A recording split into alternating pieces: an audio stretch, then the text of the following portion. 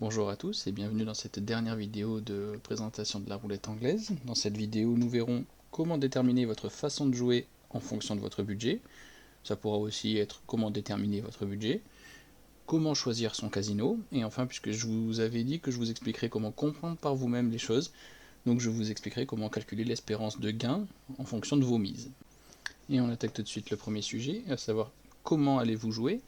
Je vous ai présenté dans la vidéo précédente, je vous invite à aller la voir si ce n'est pas encore fait, mais donc la façon de placer vos mises, donc alors que ce soit les 6-1, les carrés, les chevaux, etc. Et maintenant, vous n'êtes pas bien décidé, même si je vous ai présenté combien rapporter chacune de ces mises, vous savez quand même pas trop quoi jouer, ou alors vous avez envie de tout jouer et vous savez pas si c'est une bonne idée. Comment allez-vous déterminer ce que vous allez jouer? C'est simple, ça va dépendre en fait de plusieurs facteurs qui vont être évidemment votre budget de départ, qui va être le minimum de la table à laquelle vous jouez, que ce soit une table traditionnelle ou une table électronique, et enfin le nombre de numéros que vous souhaitez couvrir.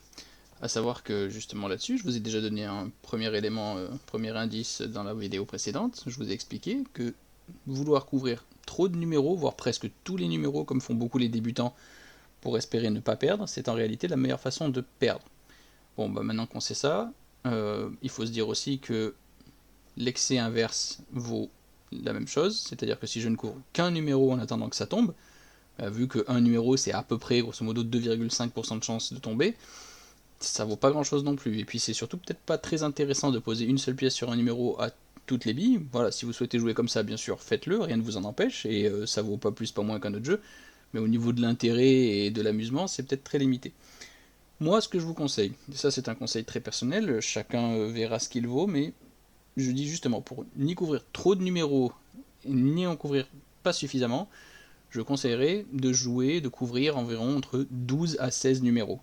Et ça, peu importe la façon dont vous placez vos mises, d'accord? Peu importe que vous jouiez des numéros en plein, des numéros à chevaux, que vous fassiez une combinaison, peut-être un 6-1, 2 carrés, j'en sais rien, mais toujours rester entre 12 et 16, toujours dans cette idée de se dire, au-dessus de 16, j'aurais placé trop de jetons qui vont me rapporter pas suffisamment par rapport à mes pertes. Donc au final, je vais être très vite perdant. En dessous de 12 numéros, en fait, j'attends un événement qui a très peu de chances de se produire. Donc voilà, c'est pas une question de technique gagnante, parce que ça je le répéterai toujours, il n'y en a pas. C'est une question de se dire, j'attends un événement qui a des chances raisonnables de se produire, et lorsqu'il va me payer, il va me payer de façon raisonnable, est-ce que je puisse jouer, m'amuser et rester un petit moment à la table sans tout perdre en une seule fois, et en même temps sans attendre 1 heure et demie avant d'être payé pour la première fois. Voilà, donc comme j'ai dit, ce conseil vaut ce qu'il vaut, c'est un conseil personnel, vous en faites ce que vous voulez, bien sûr, il n'est pas infaillible, mais c'est le conseil de départ que je pose. Ensuite, justement, par rapport à ça, comme j'ai dit, vous pouvez soit jouer en plein, soit jouer des combinaisons de différents types de mises, comme des 6-1 et des carrés, etc. Et ça, c'est votre budget qui va le déterminer, et le minimum de la table.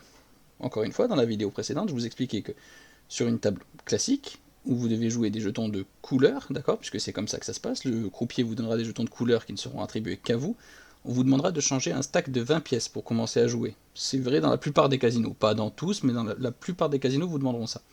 Donc si le minimum de la table est à 2 euros, ça vous fera déjà 40 euros de départ, minimum.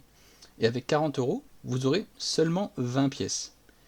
C'est pour ça que je dirais, si c'est votre cas, si vous voulez découvrir le casino et vous prévoyez ce budget de 40 euros, et que vous allez sur une table à 2 euros, je vous déconseille fortement de jouer 12 numéros en plein. Parce que si vous ne gagnez pas dès la première bille, sur la deuxième, il vous restera déjà plus que 8 pièces en fait. Et ça va être très compliqué. Et vous pourrez être dehors du casino en l'espace de 5 minutes, quoi. Le croupier a envoyé 3 billes, merci, au revoir, c'est terminé. Et nous, c'est ce qu'on veut pas. Ce que je vous présente moi depuis le début, comme je vous l'ai dit, pas de méthode gagnante, mais quand même, si vous prévoyez d'aller passer une soirée jeu, justement de passer un petit moment de la soirée dans le casino. Donc ici, la logique, en réalité, c'est d'avoir suffisamment de pièces pour pouvoir jouer. D'accord? Donc le conseil global, ce serait, admettons que vous soyez intéressé par jouer principalement des chevaux et des numéros en plein. D'accord? Ça va vous demander de miser plus de pièces pour couvrir 12 à 16 numéros que si vous jouez uniquement des carrés et des 6-1. Donc dans ce cas-là, moi je vous conseillerais un minimum de 50 pièces. Et c'est là où on rentre dans le truc de, alors comment je choisis ma table, comment je choisis mon casino? Parce que 50 pièces à 2 euros, ça fait déjà 100 balles, vous avez peut-être pas envie de miser 100 balles pour la première fois où vous découvrez le casino. Ça peut se comprendre. Donc dans ce cas-là, souvent, vous verrez que les roulettes électroniques sont moins chères que les tables traditionnelles, d'accord? Donc avoir l'offre qui est proposée dans votre casino, ça vous pouvez même le voir directement en ligne sur leur site internet avant de vous déplacer. Et si vous avez la chance d'avoir plusieurs casinos dans votre secteur où vous pouvez vous déplacer pour le même temps de trajet, n'hésitez pas à consulter les sites internet et d'aller voir ce qui est proposé. Pareil, les tables traditionnelles n'ont pas forcément la même valeur s'il y a plusieurs tables. Il pourrait y avoir une table avec un minimum à 2 euros, un autre minimum à 5 euros. C'est rare sur les tables traditionnelles, mais vous pouvez avoir des minimums à 1 euro. Ça peut se trouver. Les roulettes électroniques, j'en ai vu à 20 centimes. Donc c'est comme ça qu'il faut déterminer en fait, par rapport à quel est le type de jeu que vous voulez faire. Est-ce que c'est des carrés, des 6-1, des chevaux, et quel est votre budget. Mais pensez toujours à avoir suffisamment de pièces pour pouvoir encaisser une série de défaites, d'accord? Si vous entrez à la table et que vous perdez par exemple les 4 premiers coups d'affilée, ce qui peut très bien se produire et ce qui va se produire de façon assez fréquente si vous allez au casino régulièrement, il faut pouvoir encaisser et ne pas être en panique et ne pas devoir modifier votre façon de jouer simplement parce que vous venez de perdre les 3 ou 4 premiers coups. Il faut toujours pouvoir rester serein, tranquille et se dire ok, c'est le déroulement de ma soirée et ça va se passer. Voilà. Donc, je le répète, conseil, consultez les sites internet des casinos, regardez quel est le minimum de tables qu'ils proposent, déterminez à l'avance quel est le type de mise qui vous intéresse par rapport à la façon dont ça couvre les numéros et par rapport aux paiements qui vont être induits. Et n'oubliez pas que vous êtes là pour jouer, pour vous amuser, et pas pour gagner. Vous êtes là pour passer un moment, pour vous dire, bah ok, j'ai peut-être dépensé 30 balles, 40 balles, 50 balles, j'en sais rien, mais j'ai passé une soirée avec des amis, je me suis amusé pendant 3 heures, si j'étais allé au bowling, entre le jeu plus la boisson, ça aurait bien été la même chose. À ce moment-là de la vidéo, vous devez commencer un petit peu à vous imaginer, à vous dire ok, moi je suis intéressé par jouer comme ça, j'imagine un petit peu mon budget serait comme ceci ou comme cela, d'accord, mais comment faire pour savoir si ce que je joue est bien. Donc là c'est le dernier thème qu'on va aborder dans cette vidéo, mais ça sera le plus long, ça sera de calculer l'espérance de gain. Je vais vous expliquer comment on fait avec des exemples très concrets, très précis. Et pour ceux qui sont déjà rentrés dans un casino, qui ont déjà été à la roulette électronique et qui ont navigué un petit peu dans les menus, vous avez sans doute dû voir que le cylindre, par facilité pour les joueurs, a été pensé avec 3 secteurs de jeu. Il y a des touches qui sont prévues sur la roulette électronique qui vous permettent de placer les mises directement en appuyant sur un bouton, ça va vous placer plusieurs jetons ensemble. D'accord? Ce sont des secteurs classiques, très connus des joueurs qui ont l'habitude, et on va commencer par le tiers du cylindre. Donc le tiers du cylindre, c'est pas bien compliqué, ça couvre 12 numéros sur 37, donc on a presque une chance sur 3 de gagner.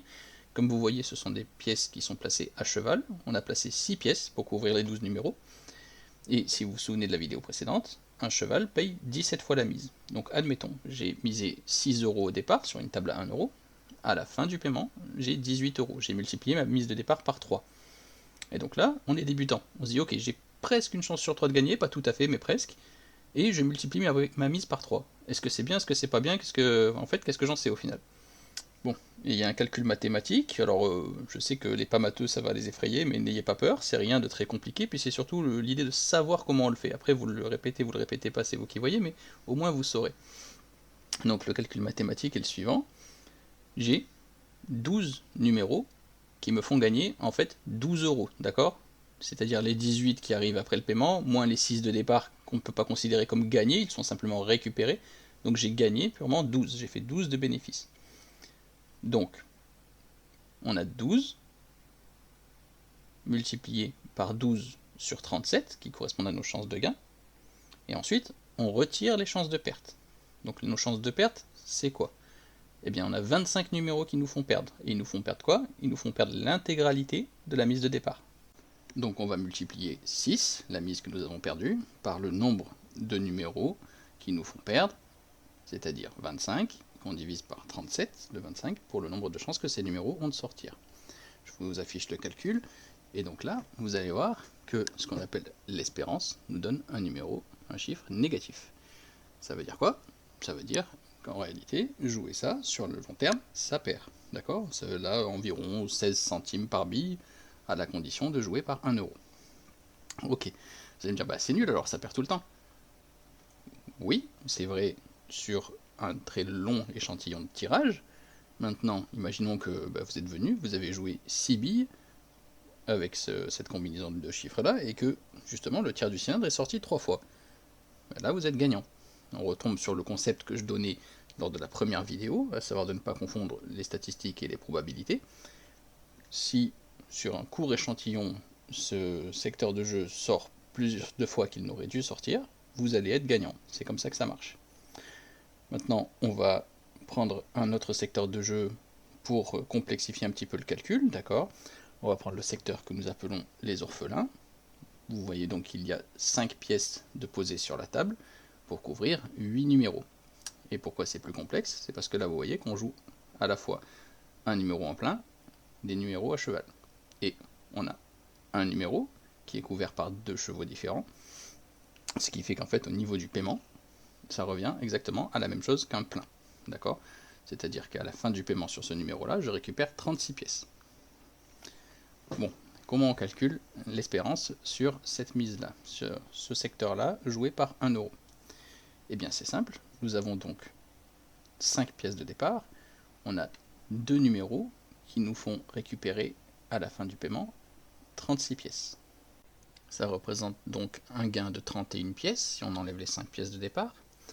Ensuite, pour les 6 numéros restants, qui sont couverts par des chevaux, vous voyez que le paiement va nous donner 18 pièces, moins les 5 de départ, ça nous fait 13 de bénéfices.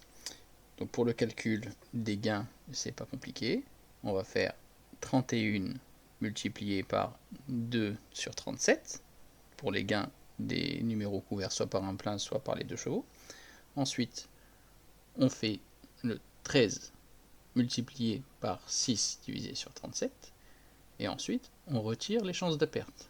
Donc là, dans ce cas-là, les chances de perte, c'est quoi? C'est les 29 numéros qui ont une chance de nous faire perdre les 5 euros de départ. Donc on fait 5 multiplié par 29 divisé par 37. Et là, encore une fois, vous voyez que l'espérance de gain est négative. D'accord? Ça veut toujours dire la même chose. Sur 10 000 lancés, j'aurais perdu de l'argent.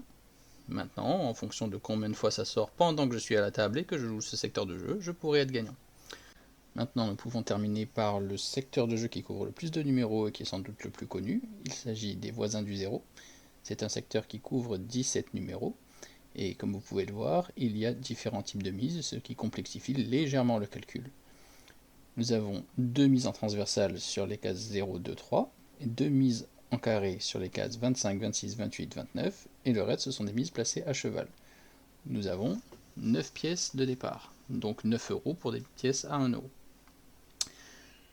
Les numéros 0, 2 et 3 feront un paiement de 22 pièces, plus les 2 de départ, 24, moins la mise initiale de 9, ça nous donne un paiement, un gain de 15 pièces. Pour les pièces en carré, on aura un paiement de 16 pièces, plus les 2 pièces gagnantes, 18, moins les 9 de départ, ça nous fera un gain de 9 pièces. Ensuite, il restera les 10 numéros à cheval. Après le paiement, 18 pièces. Mise de départ, 9 pièces, donc également un gain de 9 comme précédemment pour les carrés. Ensuite, il suffira simplement de prendre en compte les mises perdantes, les numéros perdants. D'accord, je vous ai dit que ce numéro-là couvrait 17 numéros, ce secteur-là, excusez-moi. Donc, ça veut dire qu'il reste 20 numéros qui nous font perdre 9 pièces. Je vous affiche le calcul en bas, et vous pouvez constater une nouvelle fois que l'espérance de ce gain est négative. À ce moment-là, vous allez me dire, mais je comprends pas, c'est nul parce qu'il y a 3 secteurs de jeu différents, peu importe lequel je joue, l'espérance est toujours négative. Donc à chaque fois qu'on joue, on perd. Oui, c'est tout à fait le cas, encore une fois. Comme je vous l'ai dit, il n'y a pas de méthode miracle pour gagner. Simplement, vous devez compter sur le fait, par exemple, ce secteur-là qui est censé sortir à peu près, grosso modo, une fois sur deux, moins que ça, mais bon, on va arrondir pour simplifier les choses. Vous devez espérer, si vous le jouez, que lorsque vous êtes présent à la table, il va plutôt se montrer, je sais pas, 3 fois sur 4. Bon, j'exagère vraiment le trait, mais c'est pour que vous compreniez l'idée. Et l'importance de ce que je vous montre, c'est surtout, du coup, pour faire face aux dizaines de vidéos que j'ai moi-même vues sur YouTube et qui font des centaines de milliers de vues et qui vous proposent des techniques miracles gagnantes avec des pourcentages sortis du chapeau, 98% de chances de gain, je ne sais pas quoi.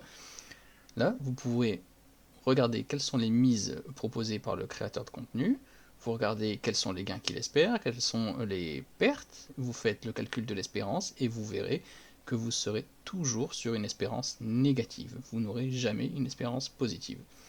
Si vous faites le calcul et vous trouvez l'espérance est positive, je vous conseille de refaire le calcul, tout simplement, c'est pas plus compliqué que ça. Je pense maintenant qu'on peut dire que toutes les notions de base de la roulette anglaise qui étaient destinées aux débutants ont été abordées. Pour les prochaines vidéos, je pense aborder d'autres jeux de casino, n'hésitez pas dans les commentaires à demander un jeu spécifique si vous le souhaitez, pour, comment dire, peut-être aller plus loin, mais aussi prouver ce que je dis, parce que vous n'êtes pas obligé de me croire sur parole, j'en ai bien conscience. On peut éventuellement organiser des lives, où on se met sur un simulateur de roulette avec de l'argent fictif, évidemment, et on fera autant de lancers que nécessaire, et vous pourrez demander des mises spécifiques, à répéter pourquoi pas ce que vous avez vu dans des vidéos de certains créateurs, pour tester en live avec moi, et je pourrai vous expliquer également en live le pourquoi du comment ça ne marche pas. Voilà, si vous êtes intéressé par ce contenu, et bien écoutez, n'hésitez pas à suivre la chaîne, et je vous dis à bientôt pour plus de contenu autour des jeux de casino.